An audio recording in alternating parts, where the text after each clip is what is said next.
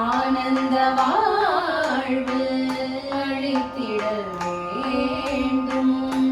அன்னையே என் மேல் இறங்கிடல் வேண்டும். நாளும் உன்னை தொழுதிடல் வேண்டும். வரவாசனே ஜெகதீசனே கனகசபேசனே நடராஜனே ஸ்ரீ சிதம்பர வாசனே ஜெகதீசனே கனகசபேசனே நடராஜனே ஈசனே இந்த ஏழைக்கு இறங்க இன்னும்